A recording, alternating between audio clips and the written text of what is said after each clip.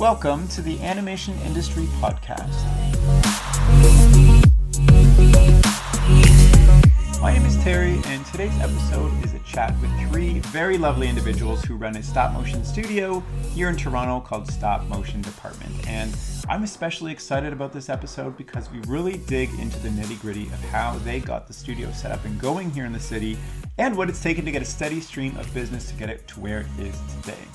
Also, this is the very first episode I've actually recorded on location. I had the great opportunity to go into Stop Motion Department, tour their studio, and do the recording with them, which was really fun. But before I get into today's episode, I have a sponsored message to share with you. So it comes from my friends over at Bloop Animation, which is an online animation learning platform packed with premium video courses for aspiring animation filmmakers. And they have courses for all major animation programs like Maya, Animate CC, Toon Boom, Blender, TVPaint, and many others, as well as some non-software courses like storyboarding course, an animation foundations course, and even one about making graphic novels, which covers absolutely everything you need to know from start to finish. And their courses are all in video form, so there's no deadlines or application process. You simply just pick a course and start learning in seconds. And they even offer a free ebook titled Making an Animated Short, which covers their entire process step by step of how they made one of their films, from coming up with the idea to storyboarding, animation, and all the way to exporting the film. And you can get that book for free at bloopanimation.com/animationindustry. And you can check out their complete course library at bloopanimation.com/courses. And make sure to check the description of this video because I'll include the links there. Now back to today's episode. So like I said before, I'm chatting with Stop Motion Department, which is a Toronto-based studio founded by two stop motion creators, Philip Eddolls and Evan DeRushie. So Philip and Evan have individually created award-winning short films, music videos, and commercials, but together they worked as character animators for broadcast series with Cup of Coffee Animation, and notably on the major motion picture The Little Prince from 2015. Then, after wrapping up on The Little Prince, they formed the idea for a functional stop motion studio here in Canada, and in 2018, October, Stop Motion Depot, Inc. was founded. And last November, they moved into a 2,000 square foot warehouse studio space with multiple shooting stages, a workshop, office, and thankfully also a bathroom. And since then, they have produced and directed 5 interstitials for the PBS Kids show Let's Go Luna, a 3-spot campaign for HSBC, and numerous other commercial spots for social media, all while ramping up their crew to begin production on a 20-minute short film in March of 2019. And so animation on that film is actually going on as we speak because the release is planned for the year 2020. And I was lucky enough to see all the cool behind-the-scenes stuff, and I wish I could talk about it, but I cannot because it's not out yet. So let's just jump into the chat. So hello everybody, thank you for joining me on a podcast. I'm actually here live in the studio, which is really cool. I've never done this before. So how's everybody? Good. Hi, Terry. Hi, Terry. Hi guys. So maybe we should just go around the table and introduce ourselves as individuals instead of as a group, and just kind of say where you came from, why you're here. Who wants to start? Phil? My name's Phil. I'm a co-owner of Stop Motion Department. Depot? What? Terry said we're Stop Motion Depot. So Oh. that's our name now. Oh, I see. Stop Motion Department. I've worked with Evan for a long time, and everything you said is true. I'm passing it to the next person. Me. My name is Annick. I am the production manager here at Stop Motion Department. And I came from Ireland. I'm sorry, I said Depot. It's okay. That's okay. It's a better name. If we thought of that back when we were coming up with names, we probably would have named it You that. know, I think I bought Depot. Did you? Yeah, I think I Well, did. there you go. I think I saw a logo that was Depot. Wait, there's still one more person who hasn't decided to introduce himself yet. Oh, sorry. My name is Evan DeRushie. I'm the other co-owner of StopMotionDepot.com. I'm sort of director, animator, compositor, editor, sort of whatever else is happening here at the studio. Evan's introduction was better than mine. Do you want to go again? Practice. No, I don't. I just wanted to say that it was better. Well, thanks for joining me. Why everybody. are we doing this with the lights off? We're currently sitting in the kitchen at a table with a red checkered tablecloth on, and it's really chill. It's nice. There's a fridge full of soup beside me. There's Frozen soup. Frozen soup. There's a microwave. They have everything here. It's all you could ever want in a depot. Okay, so first of all, from my history, like I came down to Toronto when I was like 18 and like scared out all the stop motion studios, and there wasn't really much. And then kind of it seems like stop motion in Canada is kind of taken like a dive since like the 90s, 2000s, but now it's coming on up again. So are you guys the only stop motion focused studio right now in Toronto? Probably not. No, we're No. not. Probably no. not. We're There's definitely not. Over the Moon. See you on the moon. See You on the Moon. Yeah. There are two women who are sort of doing Instagram stuff. Yeah, you could look them up online. Yeah, seeyouonthemoon.com. I think they're on Instagram and Okay, on yeah, I the haven't heard internet. of them, definitely. Certainly wouldn't say no. There are definitely some other people, but that sort of dive off that you noticed, I think, goes hand in hand with kind of like the changing advertising economy. So I think it left a lot of companies. You know, there are some that are left over, like Headgear, who do stop motion. They're not exclusively stop motion, but they do it. They survived, and a couple of other companies survived. But I think it, caught a lot of people off guard in the sort of 2010 zone. So yeah, things are sort of rebuilding. So what does it look like if you take a snapshot like right now? Like, is business booming? Are people getting more into it? Is Canada looking attractive? I think it's getting better. Yeah, I think. Well, there's another studio in Vancouver. Amanda Strong has a studio, Spotted Fawn Productions, and they're in production on, I think, some TV shows, shorts, and also like artistic short films. And also in Montreal, there's Salmon Sajan Studio who do sort of like commercial work. And yeah, I think there's like a bunch sort of around. And then there's yeah. of course Sea Creature too. In Mhm. Montreal And Sea as Creature, well, yes, which is of course. Dale and Sylvie. Who have had on this podcast, both of them? Oh, You've had yeah. them both on. So, and they're stop motion people. I mean, people are sort of finding their way. Like Amanda, I know is a director, filmmaker. Mhm. Sea Creature does a lot of commercial stuff, and they're also filmmakers themselves. They came out with a film through the NFB. Mhm. Yeah, So there's a lot There's happening. lots going on. So Mhm. yeah, so it's building. I would say it was building, like from say 2012 or 2011, when it was like seemed like a desert. The people who are sort of the remains of the sort of studios that used to exist have sort of like pooled together, and I guess started doing stuff. Right. Nice. It's So, after a cup of coffee. We should mention that you're wearing a cup of I'm coffee wearing t-shirt. a cup of coffee t-shirt. Yeah, so Cup of Coffee created sort of T-shirts. T-shirts. They were a t-shirt company. They created kind of like, they had a 15 or 20 year run Mhm. where people would come in and get trained up, I guess, in stop motion. And many of those people are now like in vital air, like they're just located throughout the different areas of the world, where other stop motion studios, they've all moved basically to the United States or Yeah. perhaps Bristol or something like that, where stop motion is happening. But it's a very small world, so. So you guys are like exclusively stop motion full time now, right? Which I think is amazing. That's accomplishment. that's our main thing. Yeah, our main thing. We decided at the beginning we were maybe going to call ourselves animation department, because when I was doing it sort of a little more solo, I just started writing animation department on everything that I owned. Just all my on your equipment. own? Yeah, because the way that I would structure stuff I would go into an advertising agency, and they would have extremely low budgets for a commercial social media spot, and I would say, okay, great, let me shoot it in your boardroom, let me shoot it in an office, so I would be going down to Bay Street all the time and going into GWT and all of these different advertising agencies, and it's a nice way to work. But I mean, essentially it was a way for the advertising agency, because they would have in-house directors,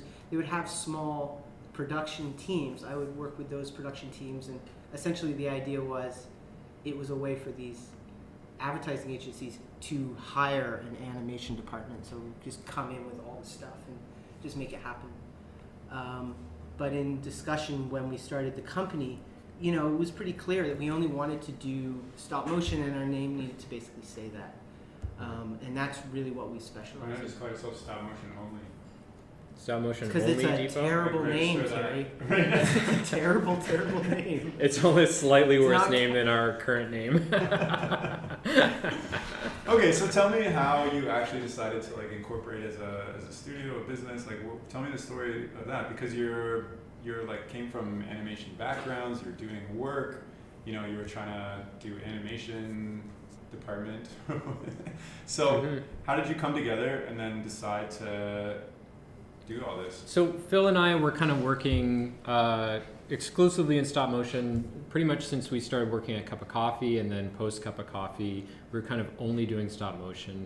And I think we'd both before Cup of Coffee had like done a lot of stop motion just almost exclusively. We both went to film school before, and we both kind Which of film chose. school? I went to Sheridan, and Phil went to Harvard. film. And so we both kind of like chose to do stop motion in our film schools. And so yeah, we've both kind of been in it for a long time. But kind of post Cup of Coffee, we were kind of the few people that stuck around Toronto and like kept trying to do stop motion work, whether it was just like small commercial gigs, like an animation gig on someone else's short film, or our own short films. I made a couple short films in that time after that, and yeah, and we were sort of kind of meeting up every once in a while and like talking about what we were wanting to build in the future and what we were kind of working towards. And I guess we were finding that like every job that we were doing, we were working for someone who it was like their first time ever doing stop motion before, and that's like fun for a while. You get to like teach a lot of people how to do stop motion, but at a certain point, we say like, oh, we're never going to be able to get to the next level if we're like starting from scratch every single time. And so yeah, it was sort of like a natural evolution where we started working with each other, and like we would get sort of requested to pitch on a project, and maybe if I couldn't do it, I would tell Phil about it, and we sort of went back and forth with whoever was available. And then at a certain point, we just started like working together on projects, and then we were like, well, we can't keep running this company. It's basically becoming a company without actually calling it a company, so let's just call it something. Yeah, you at a certain point you start taking on projects where the risk of the project failing is more money than you have in your bank account. So you need to insulate yourself against that risk, and so that's why you incorporate. Essentially, I mean, essentially you just get a big job and you're like, I'm ruined 5 times over if this does not work. Whereas before, That's a very unromantic like way to start a business. It's like my parents talking about getting married, and they're like, well, you know, as the taxes came around, and our accountant advised us that it was as a human male, your mother and I decided it was time to have offspring. It was like a very simple and slow build. Certainly, the building of the studio was not, or building of the business was not one where you're like, I've got this sizzling idea, let's try it out, let's put 10K in and go, go, go. It was a gradual, every step of the way was a gradual, slow build where we went, you know, it would be something as simple as like, the first place it really started for me as far as working with Evan is right in the early days. If there was a job happening that was stop motion, it was happening in Toronto, maybe Canada, you would get a phone call. And I knew that I would get a phone call, and I knew that Evan would also get a phone call. The producers were phoning us separately, obviously, because we were just 2 different people. But I would phone up Evan and say, hey, I just heard about this job. I'm going to quote this. And so what we started to do, that's called wage sharing. You just start like locking your rates so that you're not undercutting each other. And then that slowly builds into working together more and more. until eventually, you do start a company. Yeah, I don't know. Yeah, we were in cahoots, and then we were like, There's a story. There's a very specific story. This is us. This is around the time where work is being offered, and sort of everyone's going to the United States. People are going to the United States. Evan's got an offer to go to the States. And we're hanging out and we're chatting. And this is the time when you're just coming up with your second short film, Bird and Life. We were sharing those ideas, and I was sharing some ideas about pitches with you. And at some point in time, I said, "Are you going to go?" And Evan was just like, "No, I'm not going to go to the United States. Why can't we have a stop motion studio here in Toronto? Why do we always have to like leave and go to Montreal? Why do we always have to leave and go to these? Why is it happening somewhere else? Why can't it happen here?" And the music played, and I looked deep into his eyes, and, and he was right. And so that sort of was a few. Well, years, we'll find out. I guess. That was a few years precursor. Yeah, we'll find out. So you were traveling to other studio spaces to use their equipment then? No, generally. Sometimes, a little bit. Traveling to different like temporary spaces. It'd be like different shooting. They mean sound stages, mostly sort of sound stages, and we were like accumulating all the gear that you need to shoot stop motion, and it would just like sit in our small apartments, and then we would like rent a van and like drive it to my house and load it up, and then drive it to Phil's house and load it up. Yeah, and then... normal film production would be like load out day, rent anything extra. At that point in time, before we'd started the company, we'd accrued like, I don't know how much. I was thinking about it the other day. Probably around $17,000 or sort of $20,000 worth of equipment, just like lights and just all the crap that you possibly would need. And the reason that we did that is so that we could collect on the rental fee, just really simple stuff like that. It's like, because the budgets were so small.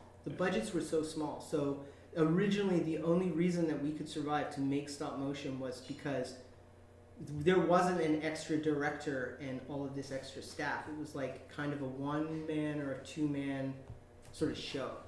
And you have to collect on the labor percentages of the budget, and if you collect on all of those different areas, you're actually able to, it's actually worth like one or two people's time. As soon as you start having 4 people working on it, it no longer becomes like viable. Budgets are just not there. Were you working extra jobs to pick up some slack at some point? You just always did stop motion exclusively? Always did, and did well. Like, it was not bad. Yeah. So what was the hardest part of getting to like right now? Because it seems like you've reached, like you mentioned a lot of things that sound kind of like in turmoil, like, collecting like percentage points on rental fees and stuff, but it seems to me like you've got a studio now, you've got like 6 spaces, you've got all this equipment here, you've got like a production room. I was always like, you've got a great kitchen. In retrospect, it seems like we're in this the spot we planned on being, but I don't think it quite worked out like that. Yeah, I kind of like always enjoyed it. So, but what was like was there ever a moment where you're like, I don't know if this is gonna work out? Like, what was the hardest thing to get through to get to this point? Commercials have always been kind of there, and there's always been kind of enough commercials to make a living off of, as a pass-through, just as an individual. Yeah. And I started off early on doing commercials in like 2009 or 10 or something. That was when I first got sort of involved with that whole world. So that has always been kind of there. What's the hardest part? I mean, we were saying before that it's like starting the business, like getting up to this point of like having a space and like starting ourselves as a business. This has been difficult for me, for sure. That I really like animating and making films and doing all the animation parts of stop motion, but the actual running a business, the accounting, the bookkeeping, the sort of business planning and all of the insurance, everything else. Projecting forward in time. Exactly. So that's something that we've just had to like learn on the fly, and we've had a lot of help from Annick in that way. Just to sort of take a load off of us when we're like working on projects. I love it. Yeah. Absolutely. Well, yes. So yeah, I think for me that's the hardest part. Just like I didn't plan on I didn't make a plan when I was younger to own a business when I was older. I wanted to just do animation. So we've found out that we have to own a business in order to keep doing this. But we're kind of It's like the taking homework. it in stride. The hardest it's part the is, homework. Yeah. The hardest part is the homework, and I suppose the hardest part now is when your attention gets split. When you're working on different things, I was mentioning this earlier. You just never feel satisfied that you've done. When you do one thing and you follow it through to the end, that's in a day. That's a good day. But if you do 3 things, it's not. Just always go home feeling unsatisfied. Do you hope to reach a point where you can just animate 100% and then sweet? Yeah, that's where we're at right now. That's- Yeah. Yeah, I mean, Kind of, Annick takes care of a lot of that sweat. That's the most important thing, is to have somebody who's planning the business, because you can. I remember we were doing it a year ago or more, trying to produce and animate and stuff like that, and it is. And bid on a project. God, and it sucks. You can do it, but it sucks. It's like cramming for your thesis project or something like that. It sucks. It's just hard work. You mentioned before that there's always commercial work, but then you also mentioned that it's really the budgets are really tight. Mm-hmm. Does that mean there's maybe a cap of how many people can specifically in stop motion get into? Yeah, I mean, I think the commercial work market here? right now, as far as studios go, is probably saturated. So maybe 2 more people can. I don't even think 2. I don't even think 2 more people. One more person, please. No, it's not. It's not. I think this is. If my feeling about how the market is that it would be. There are a lot of people out there that don't know that they can do stop motion, and there's a lot of advertising agencies and writers and people like that who just don't know that they can do stop motion. And as soon as they find you as a producer who can do stop motion, they start every problem now. They're a hammer, and every solution is stop motion. Okay. So that's essentially what you're developing. This is a sort of an unknown technology to people, or something like that, or it's something that happens far, far away, or it's something that happens far, far away and it costs a lot of money, and so this doesn't happen in Canada. Mm-hmm. If you can take their budget and you can make it profitable and pay yourself and do those things, boom, they can have it. So I think a lot of the times it's really about just having those connections and building those relationships, specifically with producers in advertising agencies who are able to, now understand. So many of the times when we were doing, I feel like I'm talking too much. So cut that out. Stop talking about. Yeah. Can I just essentially go and knock on some agency downtown's door and say, hey, I have some stop motion skills. If you ever need a stop motion person, let me know. Yeah. Is that how you're getting client work? Well, Generally how it works is. Oh no, I'm not going to say that because I don't know the right one from the wrong one. So Annick's making a hand gesture. No. No. Is this not on video? No. This is an audio thing, so we have to now. Well, that's why I take did a it moment silently. To describe. All right, let's take a moment. What are we Evan doing? is pressing his hands. No, together. Annick was pressing her hands because we were. Who was it that It was was telling you Phil. about it? It's Phil's fault. Oh God. I have no We were clue like, what you're talking about. to get work, you have to get out there and what is it? Press flesh? No, it's not press flesh. That's the wrong one. This is the array of wrong terminology we have for making connections with other people. You have to get out there and shake hands, but there's this other way of Press saying it. palms, shake hands, squeeze flesh is the wrong one. Squeeze flesh. Which may have come up Can accidentally. you imagine offering a squeeze flash instead of a handshake? That's- Yeah, Squeeze squeeze flesh. my flesh. But But I mean, it's a slow build. Yeah. We started with I started with getting into very traditional, old-fashioned representation, and so those put you in contact with producers. Those producers know other producers, and so it's kind of through the grapevine. And yeah, you can go around to different agencies and sort of talk to them and let them know that you exist. That is one way of doing it. I think that would totally work. Yeah, Okay. I think that's possible. Sweet. So how do you get client work now?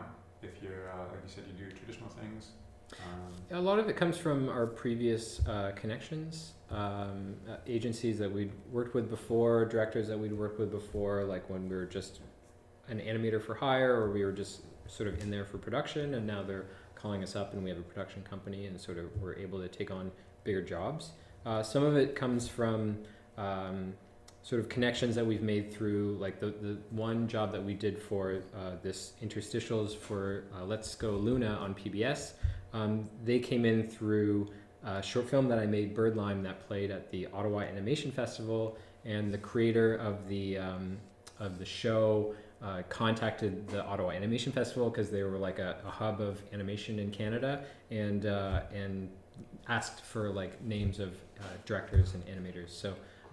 So that was a connection there. So there's ways of sort of bringing in work through like short content stuff that we have online sometimes. Some people just find us online. We're on Google now. Yeah. So It's been very organic. It's like you just try and keep making stuff, and in making stuff you meet people, and those people get older and they get into more senior positions at the companies.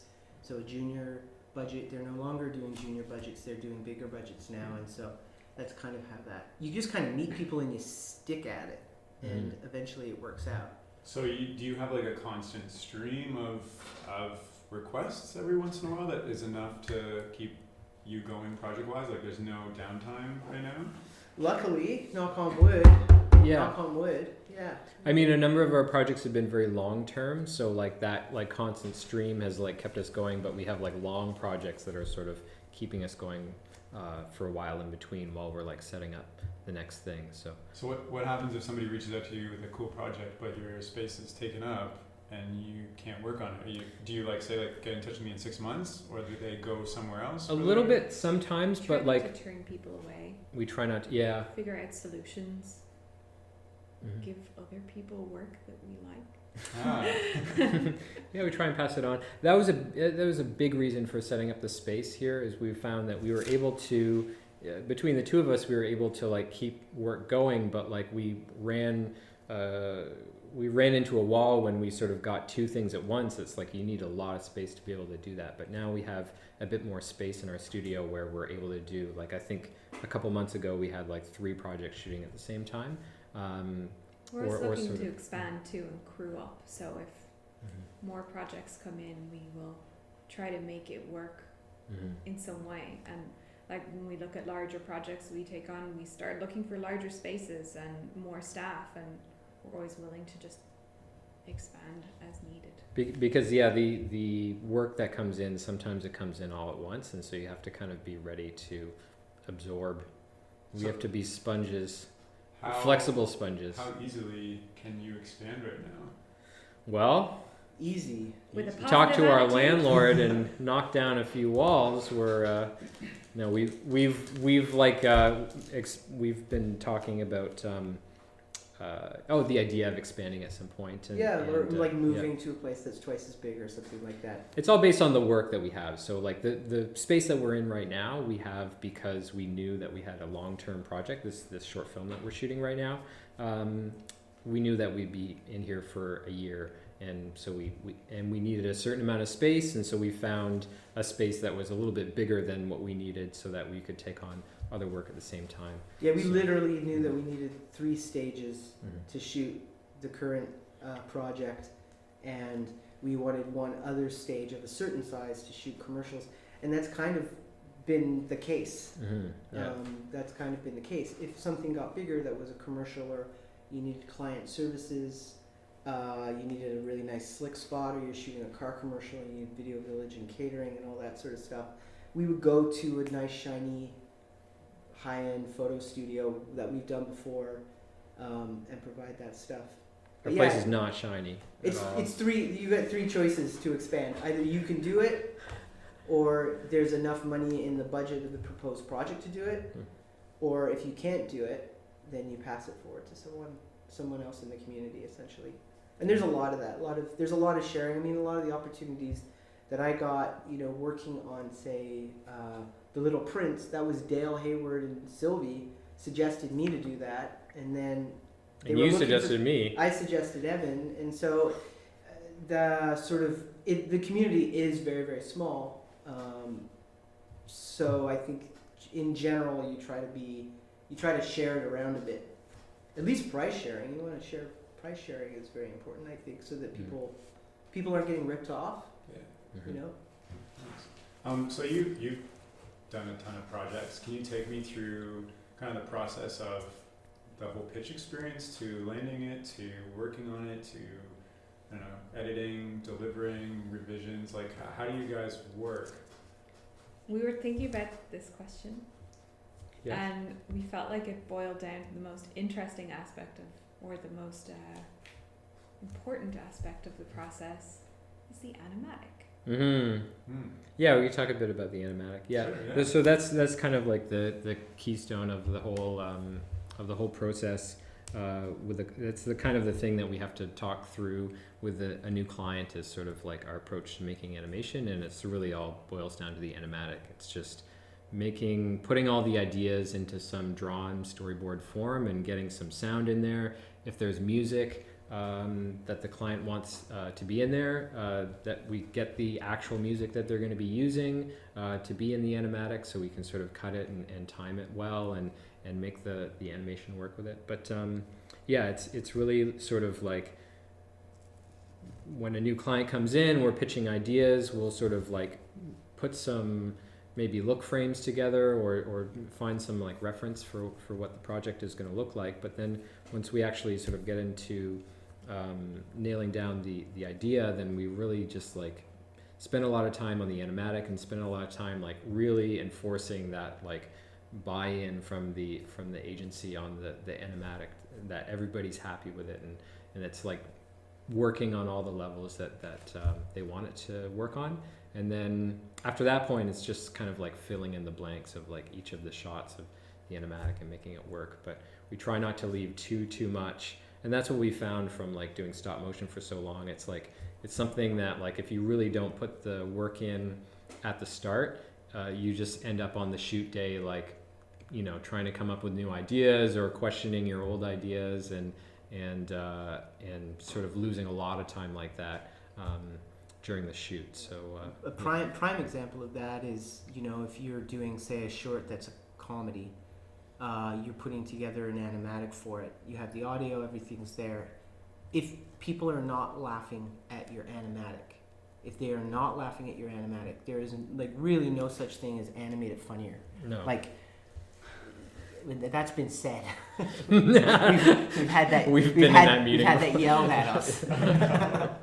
And so you can see what's kind of problematic there. The horse's legs are broken. It's not going to run any faster. It needs to have non-broken legs.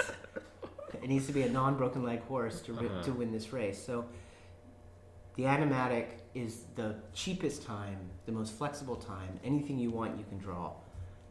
All of your ideas can happen or not happen. They can change. It's the most flexible time for you to create what it is you want to create. And if it doesn't feel whatever, I don't know, like in a commercial sense, sometimes they say, what was it called? Premium. If it doesn't feel premium in the previs, it's not going to feel premium in the final. You can't animate more premium, I guess. You can't animate more premium. Yeah, that's good. So do you ever edit what you're working on stop motion wise after the animatic is signed off on? Yeah. So how long does an animatic take, like a good animatic to put together? Like a week? A year? Yeah, it depends on the project, I suppose. Yeah, if it's just actually, like a short. Kind of correct. A year and 1 week. Yeah, you were very close. You're very close with that. Yeah. It depends on the project. It depends on the length, the complexity, all of these sorts of things. But yeah, like a week is sort of a substantial amount of time for something like. I'm thinking like PBS 90 seconds. Sure. Yeah. Yeah. About a week. Yeah. We've also found some superhero storyboard artists that can Nice. work So you quickly. like outsource that or bring in people for that too? Yep. Excellent. It depends on the project too. It does.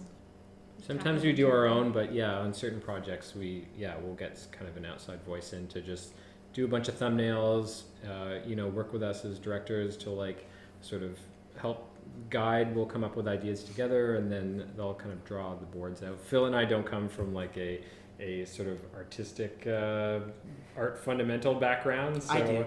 You do? Yeah.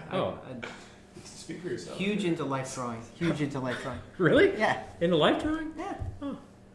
Will you draw me? I keep someday? drawing. I keep sending you. I'm the person who's sending you new drawings of myself. He's been doing one right now. Have you noticed? You're drawing.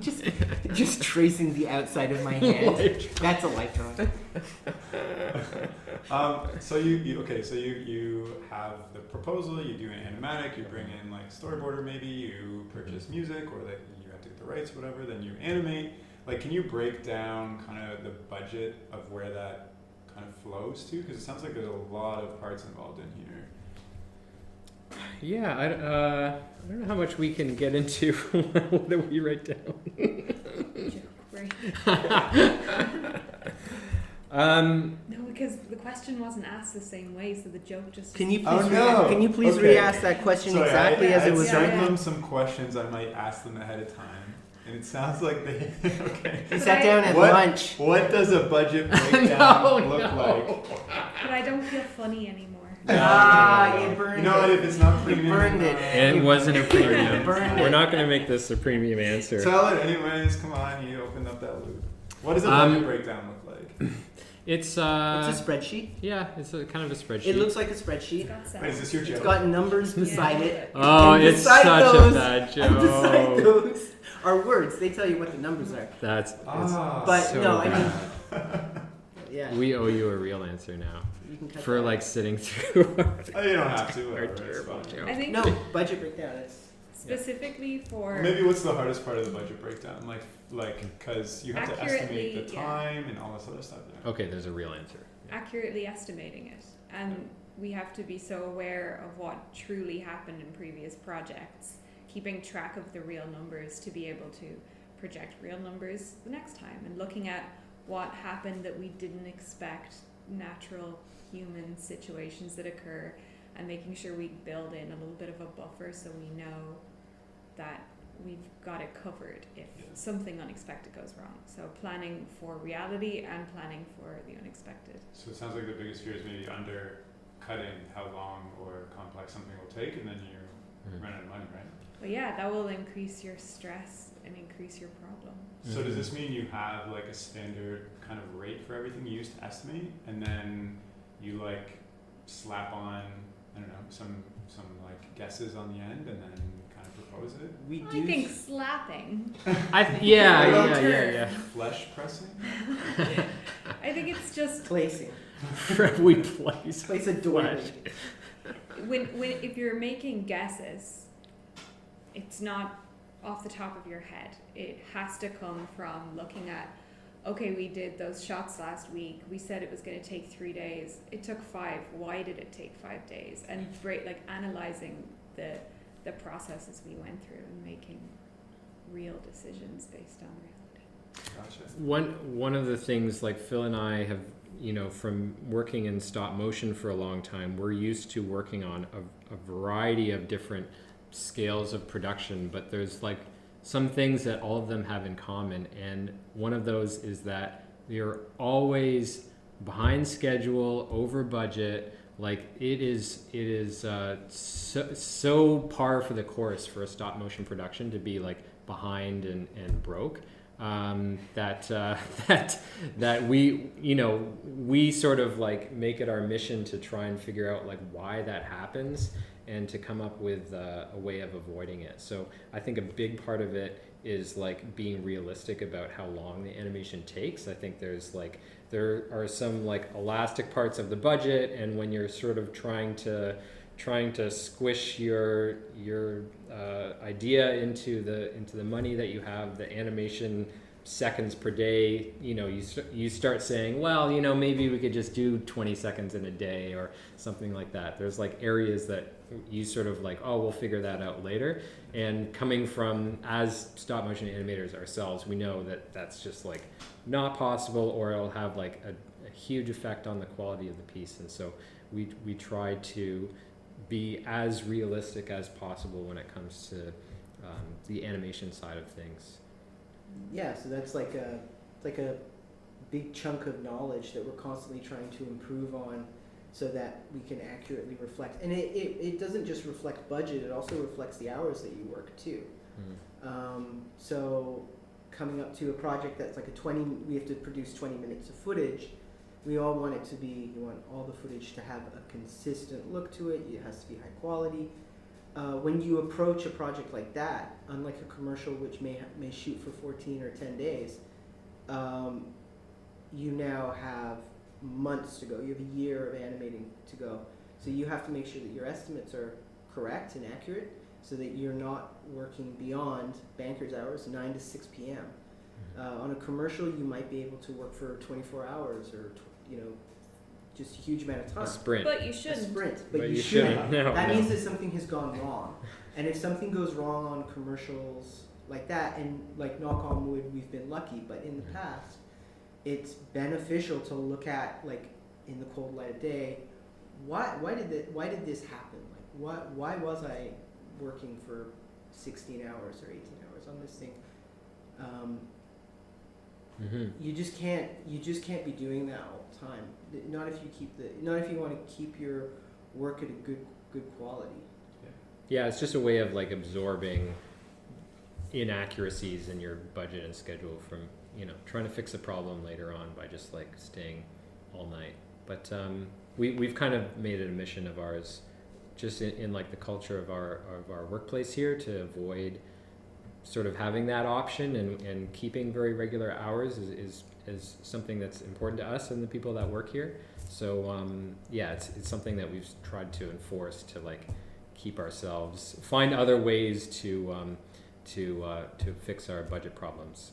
And also, like Evan was saying, it's one of, like early on when we were starting, it was like, if we start bidding projects this way, and if we start thinking about projects like, and you say, this one it's gonna be a crazy project. It's gonna take up all our time. We're gonna be around the clock working on it. That's how you're gonna do things forever. So you better start doing it properly now. And I think the biggest effect, to sum it all up, is the quality can get high. The quality of what you're doing can get higher if you're not working all of these unbelievable. You're not doing superhero power lifts all the time. Would you say you were ever scared of not being able to finish or live up to the expectations of a project because you weren't going crazy hours? Because I think it's easy, at least in my mind, I think it's easy to get carried away and just work like all night on something and be like, oh my gosh, let's do tomorrow, right? Is that a fear that you've ever had to come across? Because I also feel like it takes a lot of discipline to do what you're doing, which I think is actually great for yourself. I think at the beginning that describes kind of how you would start. You need to have that crazy energy to like climb the mountain or something like that, right? But at some point in time, you got to like count your oxygen bottles. And we got broken horse legs, broken horse oxygen legs, bottles, oxygen bottles, Mount Everest. We've both like burned through a bunch of oxygen like in our careers already. Yeah, like, we've been stuck on the mountain without any oxygen. So you're not gonna make it to your 90s, is what you're saying. We won't make it. We'll make it to the top of the mountain. We just won't make it down. That's We've got no plan. I'm ripping off my oxygen mask and lying in the sun until the sweet darkness of death takes me while I look at the sunrise.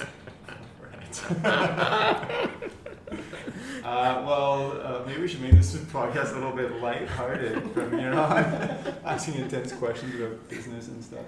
Why don't we do something easy? Like, what was your favorite project to work on so far as a studio? Oh yeah. For me, there's a couple. We're doing a lot of fun stuff this year. Like this, we're very lucky to be working on a bunch of stuff that we're excited about. Like recently we did these interstitials for Let's Go Luna. It's a show. It's on PBS Kids. It's like a 2D show. The production's being done at Brown Bag, and it's like a 2D show, and they're like traveling around the world, and then like every episode there's an interstitial, which is just like 90 seconds of a story from the country that the characters are in that week. And the interstitials are done in different styles. So we got contacted to do 2 at the beginning, and we've done 5 since we started, and sort of hoping to do more of them. They're really fun projects to do. It's where we get kind of the voice record. It's like a kid telling the story. He's like, hey, this week we're in France, so here's a story from France.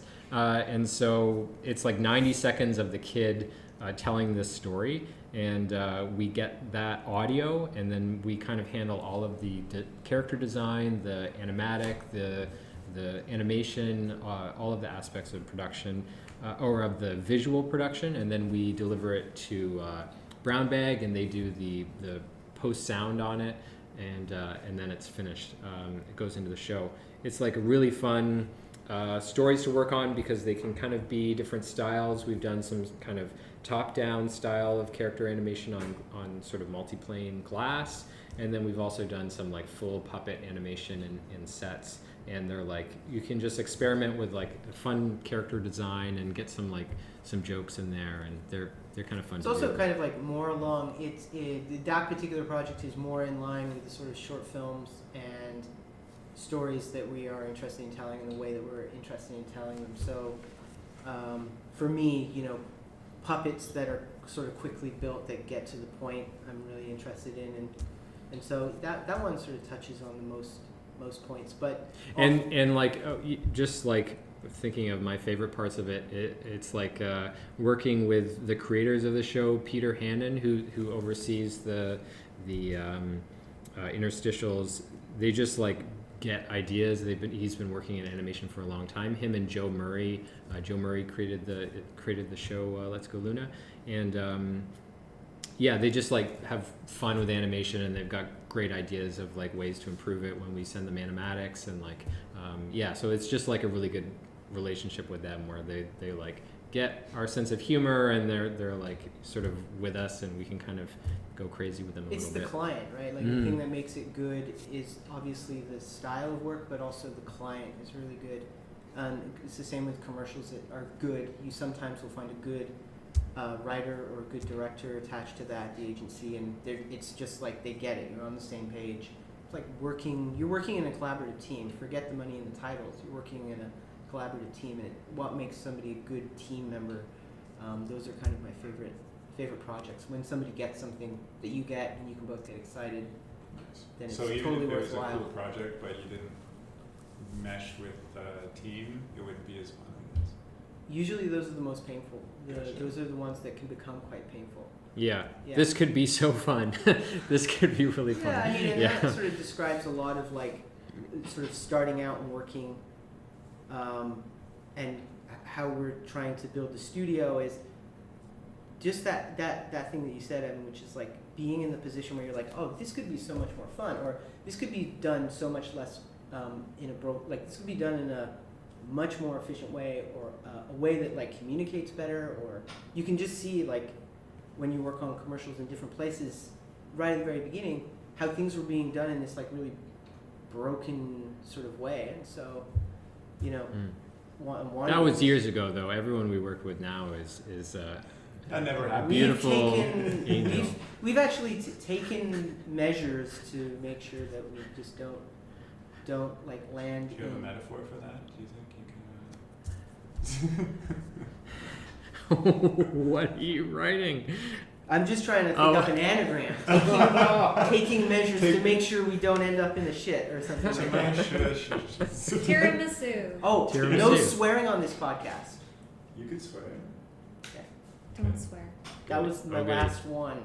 That was your last for the entire time. We should also maybe mention this short film that we're doing, because the Let's Go Luna shorts are really fun to do, but kind of where my heart is in working in like short form artistic films, and we're making one of those right now. We can't give too many details about it, but it's a 20-minute long film, and it's being directed by a director who's not at the studio every day, so they've kind of been involved in the creation of it, and they're sort of seeing the progress along the way.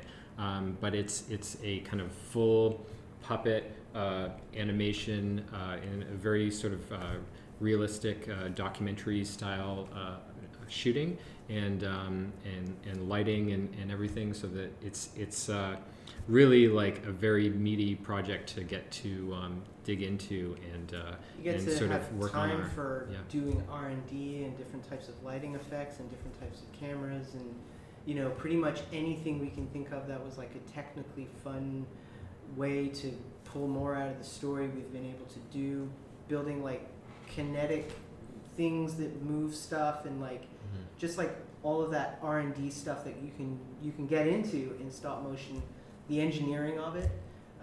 We've had time for that on this one, and that's what's really set this project apart. It's just like, great, I'm going to spend a week building out tiny little motion control camera rigs and figuring out how to fit this thing to that thing, and then like, does it work? It does work, great. Or like, I need a few extra days. That has been fun. Up until now, everything we've done has always been, except for your short films, everything has always been to a certain extent running. You have always, it always feels like there's a little bit less time than you would hope for. Gotcha. Cool. So where do you mentioned some projects you've worked on over the last year or so. Where do you want to take this studio? You mentioned you want to do short films a lot more. Like, what is the dream for you guys with what you're doing right now? Because you said you kind of stumbled into making this business studio, and where do you want to take it now? I think that the studio, where the studio would be in like sort of a while from now would be, you know, self-sustaining, having a staff of like sort of 5 to 30 people constantly working. That would be, and in having that, then you can do the things that you want to do. So, you know, you need the work to get there. So there's TV show. TV show would do that. Serialized comedy. A serialized comedy TV show. That's what I would like Or to do. web Ideally, series, at the end of the day, I would like to be working in a studio where there was commercials being shot in one area by another director and another team, and I get to work with a team on serialized comedy shorts. Evan has interests as well. Evan, I'm sure, probably Evan has he's his not a own computer. motivation. Apparently, he dreams.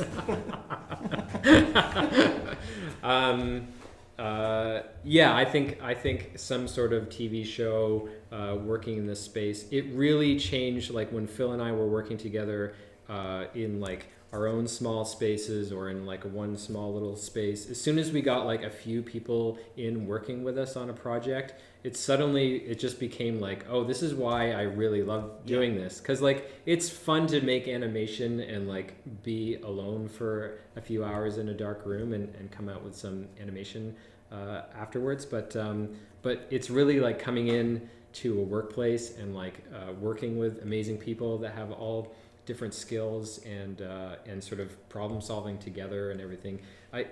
It's that team environment that it really makes it worth it for me. So in my like dream studio, it's like, yeah, we have a project. It's like a TV show or something kind of long term where we're kind of like getting comfortable with each other and making some fun stuff and solving problems, and yeah, just that sort of like team environment. I think that's kind of why I love stop motion. How far do you think you are from realizing that to some extent? I can make predictions, but I don't know. How far are we? I think we're kind of growing slowly. I think we had on this project here, we're like a smaller team right now, but we were bigger at a certain point when the puppets were being built and when the sets were being built all in house. There were maybe 10 or 15 people here at a time, and so I think, you know, we're sort of working to set up projects to happen after this, and we're sort of working slowly to build ourselves. We don't want to grow too fast, so we're trying to like pick our opportunities that as they come up. Gotcha. You mentioned the team thing, building a team, and I know you have an internship program. Do you want to talk about that at all? Sure. Yeah. What is it for? What do they do? Who does it? I don't know. Oh, man. Meets. Well, I mean, Phil, do you want to take this one? Yeah, sure. What to say about the internship program? The internship program for us is a way of finding people who love stop motion. We're a stop motion studio, and there are people out there who love stop motion and want to do stop motion. Those are the people that we want to meet and work with and like share our knowledge with. So the internship program is really a way for us to give people our information, our knowledge, and the way that we have, like, stop motion itself is very much like an apprenticeship type of what do you call it, like a profession, or it's not a profession, but like you have to at some point in time apprentice under somebody, whether to like learn how to animate or it's a craft, yeah. So you have to be an apprentice, and so it's kind of an apprenticeship program. The way that we sort of sum it up for ourselves is it's the type of internship that we would have liked to have had. And so we know that people are coming in and they may specialize. Some people are only interested in building art. Some people are interested in animation. Some people are interested in cameras. We want to make sure that they don't just get stuck in only whatever, snipping foam or painting backdrops or getting coffee, that sort of thing. When somebody's interning with us, we make sure that they get time on the computer, check out the compositing, learn a little bit about the compositing. Animation, we make sure that they have time behind the deck, like you know, it's usually been a couple of weeks of just like behind the deck doing a particular series of exercises that we found to be very useful, going from simple to more and more complex. The intern will come in and animate those things, and then at sort of the end of the day, we'll confer with Evan and I about, like, you know, how things are going, and then visit kind of each department as well, whether puppets or art or whatever it is, and sort of round it out. And it's been nice because a lot of the stuff that the interns have been able to do is, if they are more interested in compositing side of thing, or they're going to do something in their sort of short film that's coming up or something like that, we can kind of be like, oh great, well then, you know, stay there and learn those sorts of things. But really, we wanted to offer an internship that is the type of internship that we wanted to have, I guess. Like, I would have loved to have had an internship like people are having now. Kind of thing. Yeah, I mean, yeah, we kind of discovered early on that we have to really play a role in like helping to grow the future stop motion people with skills. It's really, you know, the students will study stop motion at Sheridan, and they'll sort of do a little bit of animation practice, and they'll work maybe in a group film and make a thesis film, but like they don't. There's still a lot of skills to sort of build up to work professionally. So we try and play a role like that. There's not, you know, before there was a cup of coffee, and there would be a lot of people coming in there all the time and building up their skills, but there just doesn't exist now. So like, where do people learn these skills? It's either here or, you know, on your own in your basement or something like that.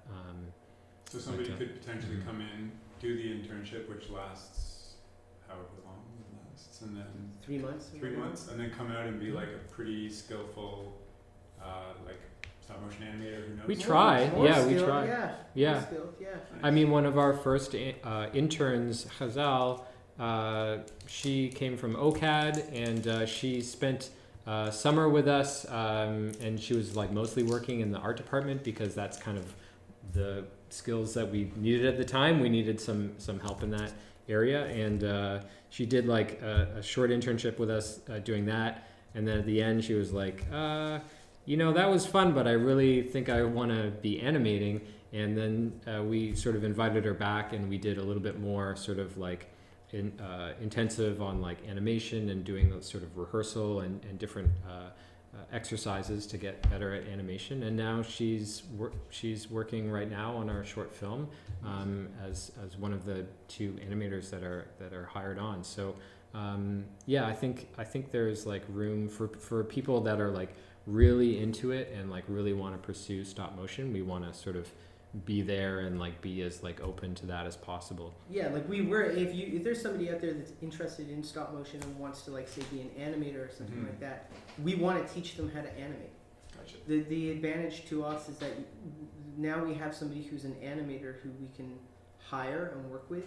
Also, you know, a certain portion of this is there's a, you know, we're in stop motion. Not because it's practical, it's because I call it a juggling circus. It's like you gotta love to do it, and if you find somebody else that loves to do this like weird thing that you like to do, for some reason you're kind of weird kindred spirits. So like a circus with only jugglers. Yeah, like a juggling Yeah, clown circus. Like it's a traveling circus, but just jugglers. and you're not gonna see any elephants. There's no popcorn being sold. You come in, and there's 152 clowns, and they're all juggling for 2.5 hours, and you're not allowed to leave. It sounds horrible. Like a nightmare. You're not gonna intern at my juggling clown circus, you know? That's But only people the right that person make sense would, to. yeah. But who's coming to watch? Interns only. Other clowns. Other It's clowns. very terrifying. Okay, well, I was going to ask what your advice is to like for somebody who's interested in getting into stop motion, especially if they're in Ontario or Toronto. I'm thinking back to like myself when I was like doing little films on my dresser, and then came out of the big wide world in 2007 when there was nothing going on, and I was like, crap. So what would your advice be for somebody looking to get into stop motion now, who maybe doesn't have the opportunity to do an internship? Or maybe does. Depends what they want to do. Like if they want to animate, that's a different route than if they want to direct stuff. I mean, mostly it's you have to make this stuff yourself. There's a ton of information online. Stop motion attracts people who are like into sort of controlling their world and it is Sure. well, I mean, animation can be kind of like that too. But it is something that you can do by yourself, and so it starts at home, in your bedroom, in your apartment, whatever. You have to have an interest in it. Yeah, You have to seek it out. Yeah, find a way to make stop motion in some way. It doesn't have to look super professional, but just find some kind of way to practice, to like make your own things at home. Yeah, there are like so many tools out there. There's like, I mean, in Toronto, I should put a shout out for the Toronto Animated Image Society. Teus is a production center in Toronto that like you can rent space for fairly cheap. And it's like production space that has like equipment that it sort of comes with the space as well. So you can kind of get in the door, you can have this like space that's dedicated to stop motion, and they have like rates that work for long term. If you have a 6-month project, it makes a lot more sense than like, renting your own space from a landlord or something like that. And Teus has like a community of animators that are also there in the same space working on their own stuff. I suppose next steps would be like after you've been working by yourself in your room and you have something and you have like a film that you want to make, I would say Teus has been a really big thing because they have sort of professional shooting stages. They have people there. So that would be something that like if you wanted to like level it up, going into a space like that with other animators, with people who can like look at your work and be aware of it, and like you become like this sort of like social thing starts happening, that would propel you to sort of the next area, because you're just meeting people and people are seeing your work and they know people, and I mean, and there's workshops. And there's a lot of workshops to like yeah. learn puppet building or Phil was my teacher animation. in a puppet building workshop. oh, I was. That's how we met Annick, Oh, actually, there through you go. Teus. Yeah. Every Anyways, night that's we at TAIS.ca. Sponsored by. Sponsored by. No, yeah. but places like Teus, places like Quick Draw, I forget the one down in New York City. There are these community government, or I don't know if it's government, but they're certainly in the United States. I don't know if it's government, but there are these community animation places, and if you're a teenager or something like that, and you are making stop motion, I didn't know about them at the time. If I did, I would have totally gone for it. But it just gives you access. You have to collect so much equipment. To make stuff happen. You have to get an SLR and do all of this stuff. You go into one of these spaces like Teus, it's all there. Like the lights are going to work for stop motion because they were bought for working with stop motion. There's motion control equipment. Everything is black and draped. It's like, I don't know, for some reason that would just, if you're making a film, that for me that would be the place to go. So those places, that's really the place to start. Nice. Okay. So like do stuff on your own, figure out if you like it at home, then to up your game, find out if there's like a community space that you can rent for cheap where they have other artists and equipment and stuff. Yeah, and even if you can't shoot there necessarily, go to their they have like artist talks. Maybe there's an artist that you're interested in. Go and meet people, go and talk to people, connect with people. You're going to find somebody who's doing something that you like, who's also your age or a little bit whatever. And I mean, that's really how it spreads, right? Yeah. I think what we're talking about here is like the thing that we like about the studio is the social environment. Yeah. And stop motion can so easily be an isolated sort of situation. One way to sort of like level up is to get other people around you. Yeah. Evan comes from like a real sort of more traditional film school background. Oh, yeah. So Evan is totally used to working with teams of people. Yeah, that was like, we were talking about this the other day. Like that was my takeaway from film school. I mean, I learned about lights and cameras and editing programs that I don't use anymore. But yeah, you learn how to work with a group of people. That's what sticks with me to today, is like sort of those relationships, those figuring out people's motivations for like, what they want to get out of something and how to work with people. But that's the difference between Phil and I. That's what we discovered. No. So I would have gone to the Harvard Film School, which was just like do it by yourself in the basement. Just be by yourself. Basement of a castle. A really nice basement with high ceilings. Yeah, but A luxury old basement. Yeah. it's haunted, so it's not all good. It's very But creepy. there's a community there of ghosts. There's a community there if you consider the butlers. But the